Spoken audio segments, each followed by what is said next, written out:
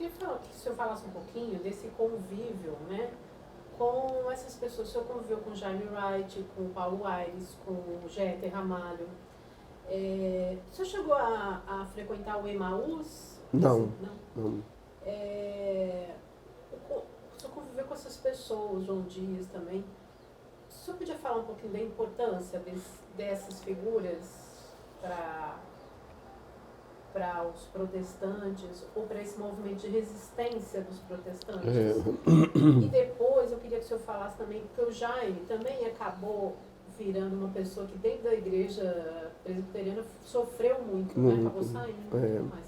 E o senhor parece que tem uma trajetória um pouco nesse sentido parecida, né? Porque ele também sofreu muito dentro da igreja dele, né? A diferença minha para esses líderes todos é que eu ultrapassei a fronteira do cristianismo. Às vezes eu sou chamado de pós-cristão, né? E aí, na hora que eu fiz desse salto para um movimento ecumênico, diálogo interreligioso, eles foram se afastando de mim, né, devagarinho. Jaime Wright, uma das providências muito boas tomadas por eles é que o Colégio 2 de Julho, que vocês conhecem, pertencia à Igreja Presbiteriana da Bahia. Eles tiraram o Colégio 2 de Julho da igreja e criaram uma fundação 2 de Julho. O colégio passou a ser uma instituição independente. Hoje está vivendo sérias dificuldades. Já vendeu parte do espaço, aluga o espaço, tirou cursos, né? Mas está aí. Era no início dirigido pelos presbiterianos da IPU, então Áureo, o reverendo Áureo, o reverendo Celso Dourado, esses foram os líderes, o reverendo Enoque Sena, foram os grandes líderes do Colégio 2 de Julho, né, nesse período de independência, né. Minha convivência com Jaime não foi tão grande, né. Agora com Dom Gílio e até com Dom Avelar, né, porque a gente se engajou na Semana de Oração pela Unidade dos Cristãos. E aí a Igreja Católica, né, já fazia parte, porque é uma criação da Igreja Católica. A Semana de Oração pela Unidade dos Cristãos é o movimento ecumênico mais antigo que existe no mundo contemporâneo. Começa no final do século XVIII para início do século XIX, entre a Igreja Católica e a Igreja Anglicana. É celebrada na Europa no mês de janeiro, e aqui é celebrada na semana que antecede a Pentecostes, né? Outro movimento muito forte, né, da Igreja Católica, que funciona há mais de 40 anos, que me aproximou muito dos católicos, foi a campanha da fraternidade, né? Então eu tive amizades com Dom Lucas, com Dom Geraldo, até agora com Dom Murilo Krieger, né? Com esses bispos todos, com o bispo do interior. Eu tive uma amizade muito fraterna com o bispo de Paulo Afonso. E ainda tenho com outros bispos, né? Com freiras, com padres. E a campanha da fraternidade fez uma experiência chamada experiência ecumênica. Existe uma instituição ecumênica aqui no Brasil chamada CONIC, né? Eu acho que eu citei no livro, que é Conselho Nacional de Igrejas Cristãs. É um movimento ecumênico. E aí, né, ecumênico significa uma relação entre igrejas cristãs, embora o texto original grego significa toda a terra habitada.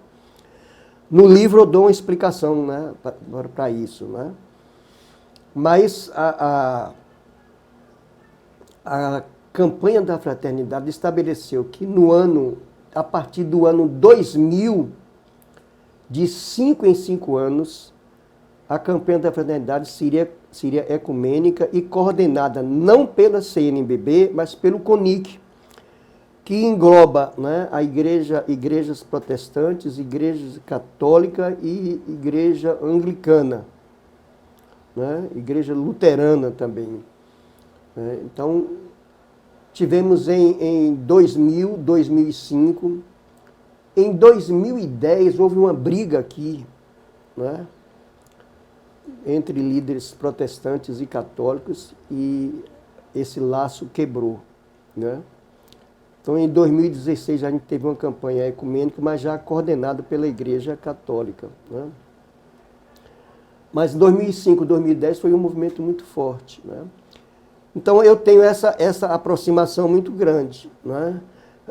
Só que, pela minha caminhada, ultrapassando a fronteira do ecumenismo para o diálogo interreligioso e a minha ligação com essas religiões não cristãs, esse pessoal se afastou de mim, né?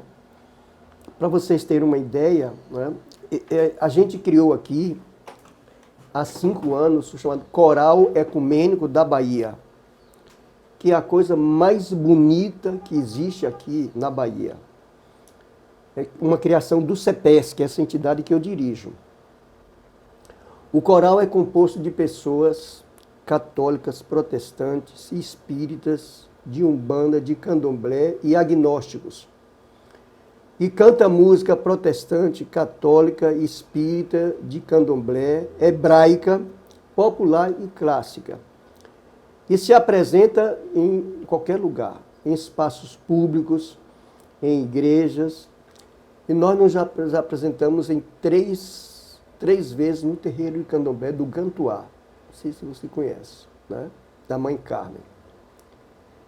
E numa das reuniões, né, a Mãe Carmen estava muito emocionada, eu também. E aí eu disse a ela assim: Mãe Carmen, o seu Deus é o mesmo Deus meu. O meu Deus é o mesmo Deus seu.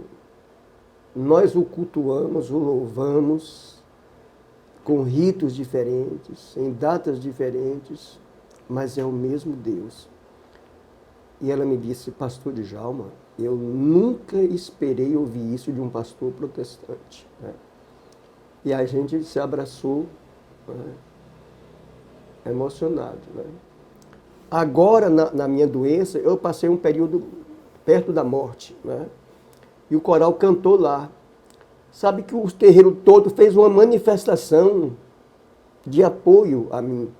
Uma coisa nunca vista no terreiro de candomblé, né? Todo mundo falou, né? Eu fiquei muito emocionado ao saber disso, né? Então, o que eu estou querendo dizer a você é que as minhas grandes amizades, né? Dom Lucas me chamava para fazer parte das reuniões da Forania, que é um grupo assim da região, né? Depois da minha inserção no mundo do diálogo interreligioso, eu fui afastado.